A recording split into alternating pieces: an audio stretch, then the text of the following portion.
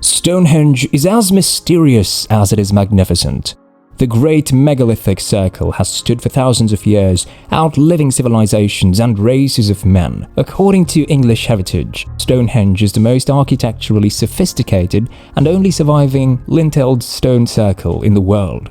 But who built it, and why was it built? Join us as we unravel the mystery of the Stonehenge.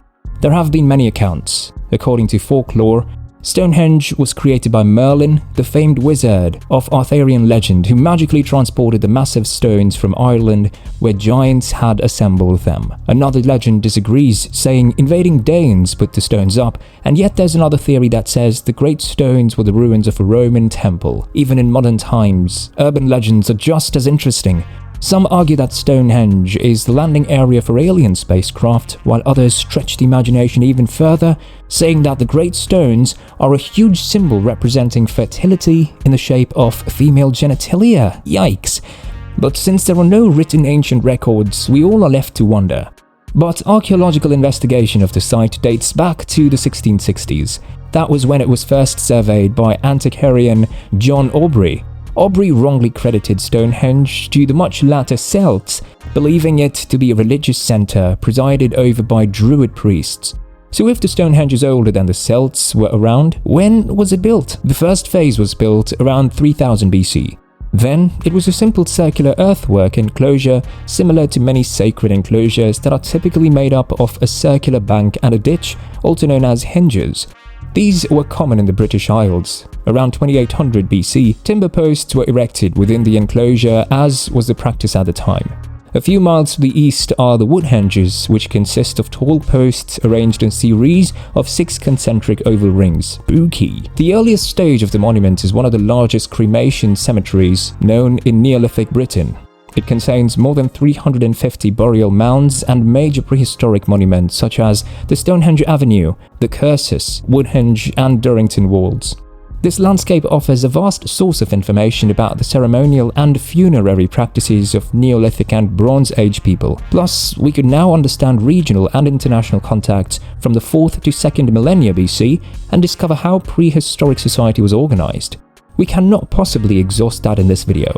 But archaeologists have long believed that Stonehenge began to take on its current form 200 years after construction began. This was when large stones were brought to the site in the third and final stage of its construction. The first to be put in place were the 80 or blue stones. Scientists think that there could have been more, but these blue stones were rearranged in a double circle with an entrance facing northeast once the Sarsen stones were added several hundred years later. These huge sandstone blocks, each weighing around 25 tons, were transported some 19 miles or 30 kilometers to create a continuous outer circle with 5 trilithons forming a horseshoe within. Trilithons are pairs of uprights with a lintel on top. It's been estimated that it took well over 20 million hours to construct Stonehenge. The stones were dressed using sophisticated techniques and erected using precisely interlocking joints. This is an engineering feat far ahead of its time, unseen at any other prehistoric monument. But the treasured blue stones are not native to the region, so where did these gigantic stones come from? Some geologists have argued that glaciers moved the stones, but most experts now believe that humans accomplished that Herculean feat. This conclusion was drawn from geological studies in the 1920s that determined that the stones came from the Preseli Mountains in southwest Wales on the edge of the Marlborough Downs. From Stonehenge, that's 140 miles. The most likely route would actually have required traversing some 250 miles. This will involve floating the stones on rafts, then pulling overland by a good number of men and oxen, or rolled on logs along the south coast of Wales, crossing the Avon River near Bristol and then heading southeast to the Salisbury Plain. Alternatively, the stones may have come by boat around Land's End and along the south coast of England before heading upriver and finally overland to Stonehenge. Whatever the route and method, the grit of the undertaking, requiring thousands of man-hours and sophisticated logistics, has convinced scientists that the blue stones must have been considered extraordinary. After all, Stonehenge's Sarsens, enormous blocks of hard sandstone used to build the towering trilithons, were quarried and collected from the Marlborough Downs a mere 20 miles to the north.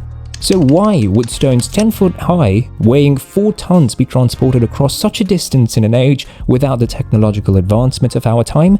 It was because the ancients believed the stone has remarkable healing powers, inspired by the folk tales of the cleric Geoffrey of Monmouth. A few decades before, the British poet Laemon wrote this short piece 800 years ago in 1215 AD. The stones are great, and magic power they have. Men that are sick fare to that stone, and they wash that stone, and with that water bathe away their sickness. According to the Smithsonian, evidence that people made healing pilgrimages to Stonehenge also comes from human remains found in the area, most spectacularly from the richest Neolithic grave ever found in the British Isles. Meet the Amesbury Archer. These are the remains of a man that died when he was around 35 to 45 years old. He was buried about 5 miles from Stonehenge between 2400 and 2200 BC, with nearly 100 possessions, including an impressive collection of flint arrowheads, copper knives and gold earrings. Excavations at Stonehenge in 2008 revealed that a number of Bronze Age skeletons unearthed in the area show signs of bone deformities. This means Stonehenge was a prehistoric observatory or a royal burial ground. But a number of scientists were intent on proving it was primarily a sacred place of healing, where the sick came to be cured and the injured and infirm restored. Over the centuries, legends have endowed bluestones with mystical properties. Bluestones are basically unremarkable ingenious rocks, such as dolerite and rhyolite. It's just that they take on a bluish hue when wet or cut. But the debate remains, did the ancients see it as a holy site, or did it represent a scientific observatory like a sundial, for example? Both camps base their theories on the site's celestial influence, with alignments to the sun and moon taken as evidence of rituals linked to the changing seasons and the summer and winter solstices. Alternatively, alignments identified particularly with stars point to a megalithic calendar used for calculating dates or to predict astronomical events such as solar eclipses.